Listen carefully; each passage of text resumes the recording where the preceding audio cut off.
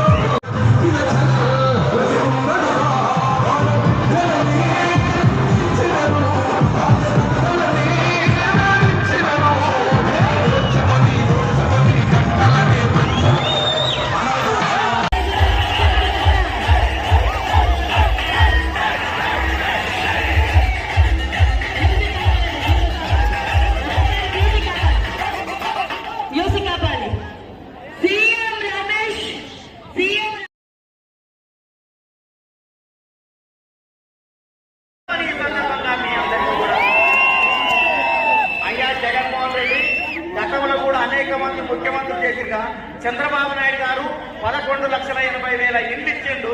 ఏమొచ్చి button నొక్కలే కదా. 54 లక్షల మందికి 2,000 రూపాయల పెన్షన్ ఇచ్చిండు. బయటకు వచ్చే బటన్ నొక్కలేదు కదా. 24,500 కోట్ల రైతు రుణమాఫీ చేశాడు. బయటకు వచ్చే బటన్ నొక్కలే కదా. 1,85,000 మందికి బాలికలకు సైకిల్ ఇచ్చాడు. బయటకు వచ్చే బటన్ నొక్కలే కదా. మా మైనారిటీ సోదరి మనకు 86,04,304 మందికి పసుపు కుంకుమ కింద 20,000 కోట్లు ఇచ్చాడు. బయటకు వచ్చే బటన్ నొక్కలే కదా. ఈ రాష్ట్రంలో 24,000 కిలోమీటర్లు సీసీ రోడ్ వేశాడు. బయటకు వచ్చే బటన్ నొక్కలే కదా. 21 లక్షల LED బల్బులు పెట్టాడు. బయటకు వచ్చే బటన్ నొక్కలే కదా. బటన్ నొక్కుతందుకు పండ్రోజు సరిపోతారు తప్ప నీవు కాదు అనేటువంటి విషయాన్ని మీ అందరికీ గుర్తు చేస్తూ ఇవాళ ముఖ్యమంత్రి గారే బటన్ నొక్కుతున్నాడు. అనంతపురంలో ఎంపీ నేను లైవ్ లో బటన్ చెప్తున్నటువంటి పరిస్థితి ఉంది అని ఈ సందర్భంగా గుర్తు చేస్తూ చిట్ట చివరిగా కాలాతీతం అవుతుంది కాబట్టి పూజ్యులు, గౌరవనీయులు, విజ్ఞులు, విజ్ఞానవేత్తలు, దేశభక్తులు, పుర ప్రముఖులు, గ్రామ పెద్దలు, యువకులు, మర్యాదస్తులు ఆలోచించండి. ఈ రాష్ట్ర భవిష్యత్ చంద్రబాబు నాయుడు ముఖ్యమంత్రి అయితే పరిశ్రమలు వస్తాయి, పెట్టుబడులు వస్తాయి, ఉపాధి వస్తాయి, ఉద్యోగం వస్తుంది, పరిశ్రమలు వస్తాయి, నగరాల అభివృద్ధి జరుగుతుంది, నూతన నగరాలు ఏర్పడతాయి. అదే జగన్మోహన్ రెడ్డి అధికారులకు వస్తే అప్పులు పెరుగుతాయి, మన ఆస్తులు పెరుగుతాయని. అందుకనే స్వెటర్ వేసుకుంటే చలికాలం, ఏసీ వేసుకుంటే ఎండాకాలం, గొడుగు పట్టుకుంటే వర్షాకాలం, ఆ వైకాపా జెండా ఎవరైనా పట్టుకుంటే వానికి పోయే కాలం. సంక్షేమం సాగాలన్నా, సంక్షోభాలు పోవాలన్నా, అభివృద్ధి జరగాలన్నా, ఆటంకాలు పోవాలన్నా, తిరుపతిలో ఎంకన్న, శ్రీశైలంలో మల్లన్న, సింహాద్రిలో అప్పన్న, నరసీపట్నంలో అయ్యన్న. టీడీపీ, బీజేపీ కుటుంబ సభ్యులందరికీ కూడా నా నమస్కారాలు తెలియజేసుకుంటూ, ప్రజలరా ఒక్కసారి ఆలోచించండి. ఓటు వేసేటప్పుడు పదవి అంటే బాధ్యత కానీ అలంకారం కాదు. ఇక్కడ అయ్యన్న పాత్రుడు గారి కుటుంబం కానీ, పోలుబాబు కుటుంబం కానీ పరిపాలించారంటే అభివృద్ధే కానీ ఎప్పుడూ కూడా మా సొంత పనులు మేము ఎప్పుడూ చేసుకోవడం లేదు. ప్రజల కోసమే శ్రమించి పనిచేసిన కుటుంబాలు మావి. మీ అందరికీ తెలుసు, ఈ నర్సీపట్నంలో ఎప్పుడూ కూడా కరెంటు పోతూ ఉండేది. చిన్న గాలి వేస్తే చాలు మనకి ఎక్కడి నుంచో కొరుకోల నుంచి కరెంట్ వచ్చేది. అలాగా ప్రజలు ఇబ్బంది పడుతున్నారు. దోమలు అవి కుట్టి ఇక్కడ పరిస్థితి బాగోలేదని చెప్పి మాకు 2009లో మీ ప్రజలంతా ఒక ఎమ్మెల్యేగా నాకు అవకాశం ఇచ్చినప్పుడు ఇక్కడ ముఖ్యమంత్రి గారితో మాట్లాడి 132 kV ఈ నర్సీపట్నానికి తీసుకురావడం జరిగింది. అలాగే మున్సిపాలిటీ ఎందుకు చేయవలసి వచ్చిందో తెలుసా ప్రజలారా? ఇక్కడ చాలా మంది పేద ప్రజలు ఉన్నారు. వాళ్ళకి ఇల్లు లేకుండా ఉన్నారని ఆలోచించడంతో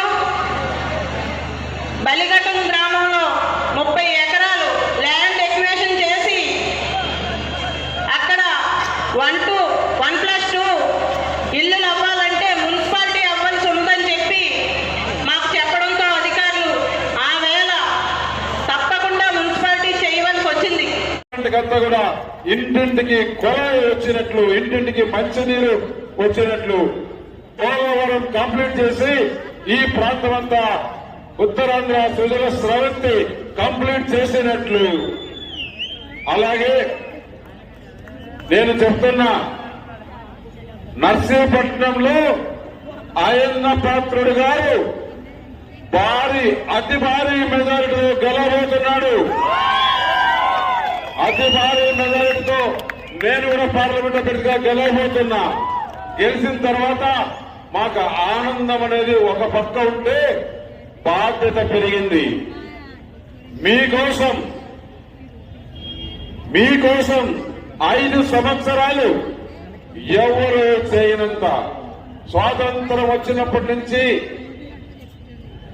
ఎంత అభివృద్ధి జరిగిందో ఈ 5 సంవత్సరాల్లో కేంద్ర ప్రభుత్వం నుంచి వచ్చే పరిశ్రమలు కానీ, అభివృద్ధి కానీ, రోడ్లు కానీ, డ్యాములు కానీ, ఇరిగేషన్ కానీ సీఎం రమేష్ గారు వారు ముఖ్య ఎంపీ అవుతారు. నేను ఒకటే కోరుతున్నాను, మీ అందరి సమక్షంలో ఏదైనా ఇండస్ట్రీస్ 2 సార్లు రాజ్యసభ చేశారు. ప్రధానమంత్రి గారి దగ్గర డైరెక్ట్ గా వెళ్ళి మాట్లాడే సత్తా ఉన్న నాయకుడు. మీ అందరి సమక్షంలో సార్ మిమ్మల్ని ఒకటి అడుగుతాను, మీరు ఎంపీ అవుతారు నో డౌట్. దాంట్లో ఎంపీ అయిన తర్వాత నర్సీపట్నంలో ఒక మంచి ఫ్యాక్టరీ పెట్టి మా కుర్రవాళ్ళకి కనీసం 5-6 వేల మంది కుర్రవాళ్ళకి ఉద్యోగాలు ఇస్తే వాళ్ళ కుటుంబాలు బాగుపడతాయి. దానికి మీరందరూ సహకరించవలసిందిగా కోరుకుంటూ, రేపు జరగబోయేటువంటి 13వ తారీఖున ఎన్నికల్లో మీరందరూ కలిసి సైకిల్ గుర్తు ఎమ్మెల్యేగా నాకు, ఎంపీగా కమలం గుర్తు ఇద్దరికి ఓటేసి మా ఇద్దరిని గెలిపిస్తే నాకు తోడుగా రమేష్ గారు తోడుగా నేను పనిచేసి 5 సంవత్సరాలు మీకు సేవ చేసుకుంటానని చెప్పి మీ అందరికీ మనం చేస్తున్నాను.